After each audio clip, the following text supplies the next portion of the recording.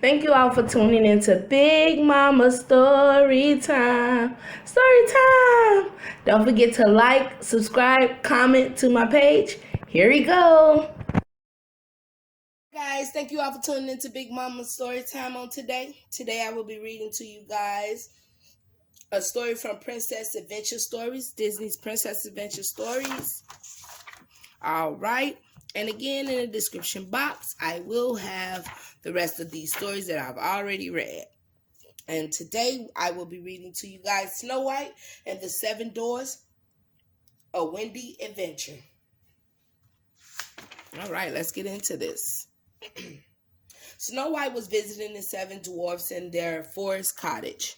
She woke up one windy morning to the sound of leaves blowing around outside her window.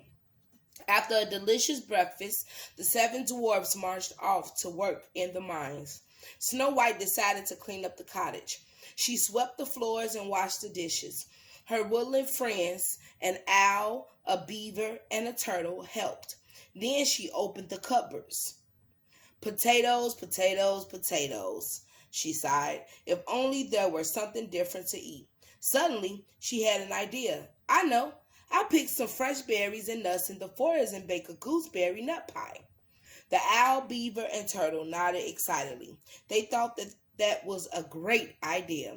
The owl helped Snow White fasten her cape around her neck. Then together they set off.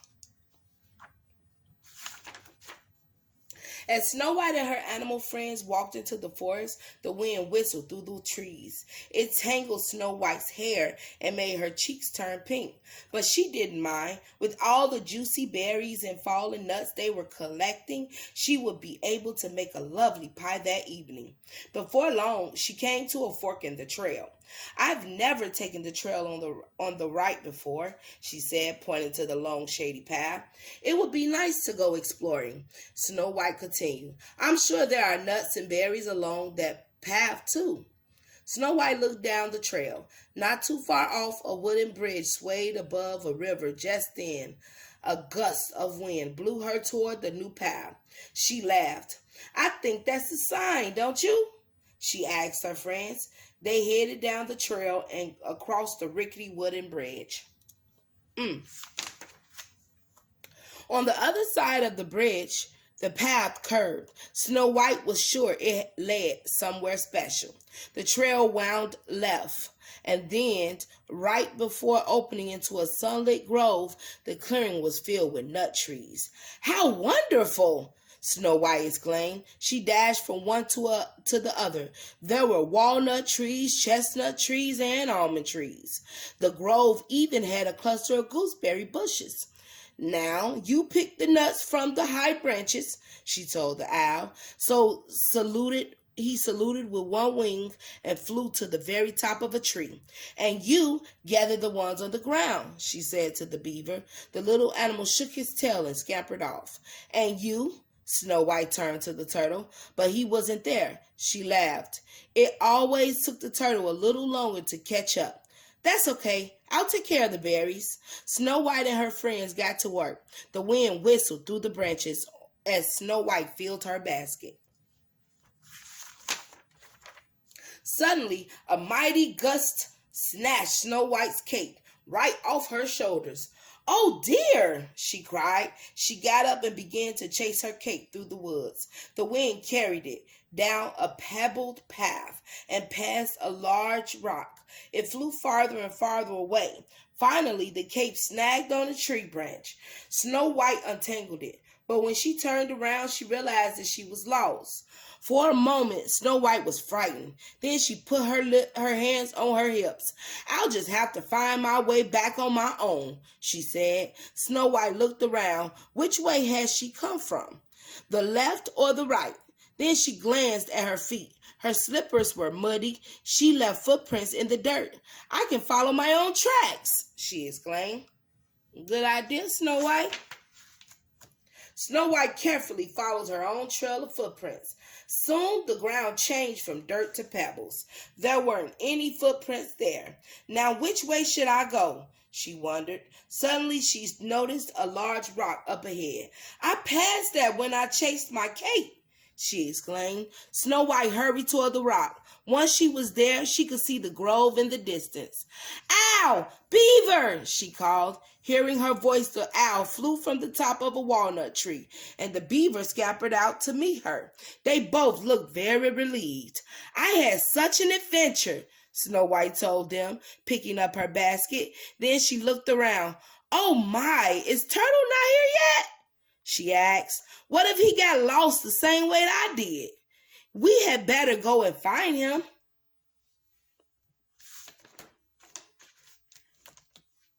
Snow White, Owl, and Beaver hurried back along the forest path. When they reached the river's edge, they discovered that the old bridge had broken. Oh no! Snow White cried. She could see the poor turtle. He was stranded on a rock in the middle of the water. The wind must have caused the bridge to fall with him on it. Now there was no way for Turtle to climb the steep walls of the river bank. Snow White studied the ground where the bridge had been attached. The wooden stakes at one end had come loose and then swept away by the water. Now the bridge dangled from the other side of the river, its ropes' ends trailing in the water. Don't worry, little turtle, she called. We'll save you. But the water was rushing too fast for her to swim. How could she rescue the turtle and fix the bridge?